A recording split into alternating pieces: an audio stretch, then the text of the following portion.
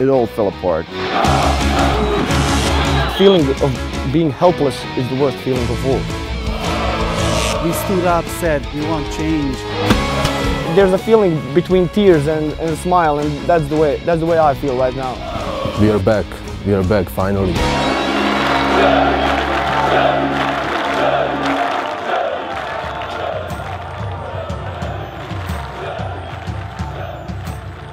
Zenica je jedan prelijep grad u Bosni i Hercegovini sa negdje oko 120.000 stanovnika, nalazi se u samom centru Bosne i Hercegovine, grad koji živi između ostalog i za svoj klub. We always stand with our club for better or for worse. Ovaj grb, odnosno ovaj simbol predstavlja meni sve kao i fudbalski klub Čelik. When they ask us what are you all about?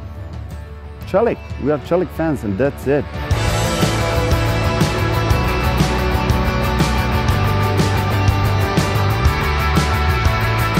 Klub koji je imao značajne rezultate 70-ih godina. In the 90s, Čelik was the best club in Bosnia and Herzegovina. There were 3 consecutive titles in 95, 96, 97. We had never been relegated.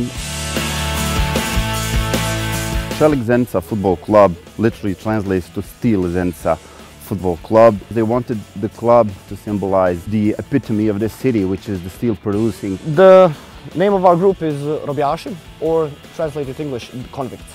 They took the name because of the prison. It's one of the biggest prisons in former ex-Yugoslavia. It is famous for rough boys, for rough guys, and that's why they wanted to represent those tough guys that are on the stands and are cheering their club. It's one of our city's representatives. So you have ironworks, you have state penitentiary, Čelik, ironworks, Robijaši, the convicts.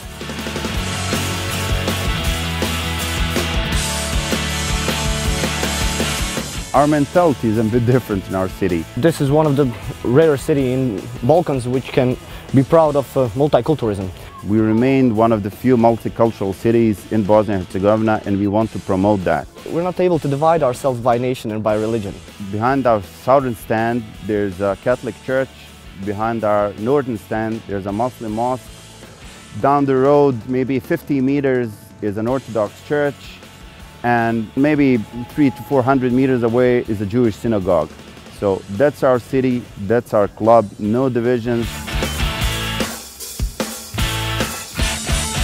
Unfortunately, after 3 titles, 2 cup wins, 2 European seasons, it all fell apart. It's very hard to explain how all problems began. Jer je politika uništila sve što se moglo uništiti u fudbalskom klubu Čelik.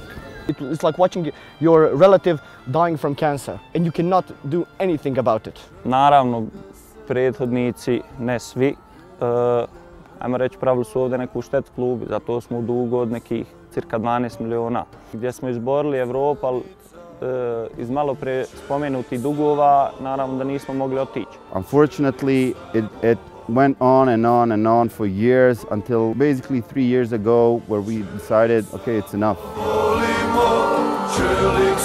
In one moment, the fans decided to do something. They decided to boycott the games. The point of not coming here is not to give money to those who were already using our club as a bag of money. Teško je bilo, ružan osjećaj, pratili smo sam gostujući utakmice na domaće utakmice, nikako nismo išli na taj način, nismo htjeli kupovati ulaznice, nismo htjeli finansirati lopove i bagru koja je vodila ovaj fudbalski klub. An empty football stadium is one of the saddest things, one of the saddest places in the world. Svakom igraču, a posebno meni koji sam odavde, je teško gledati prazne tribine, to je sigurno. We were used to be part of every match as the 12th player, and after that the stadium was empty without us. Samo budala može reći da mu je fino igrati pred praznim tribinama.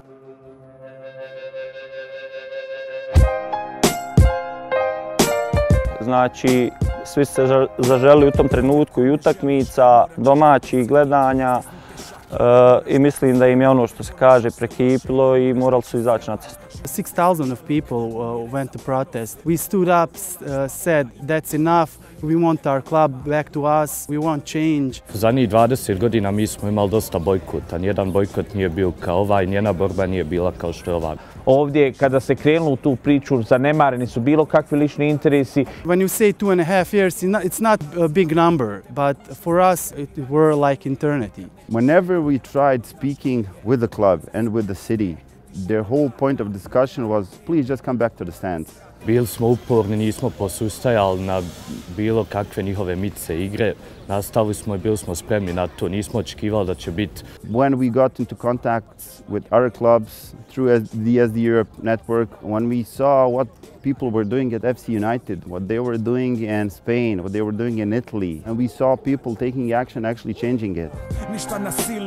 And I'm very happy to say that Zenica FC is the first professional member-run club in this part of Europe. To be honest, between us, I'm still shocked. This is something new for the whole region. Everybody is watching the Čelik now because everybody dreams about do that in their own club. Fan ownership is true ownership because the football belongs to us. This club belongs to us. It doesn't belong to some politicians and so on. This was one of the smaller battles. There's still a long way ahead. We can only win this war if we all join in and work together.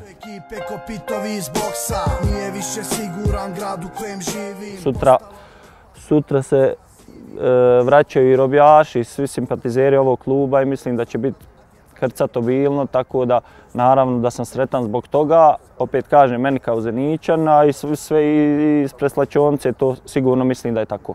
Tomorrow this place will be full of fans again and excitement is so great.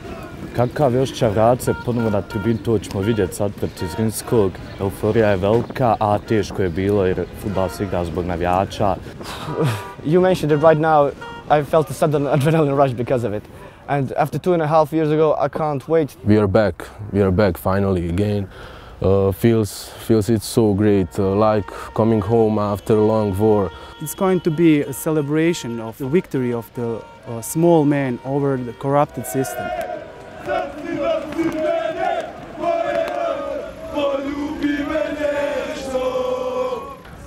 You can expect crazy atmosphere.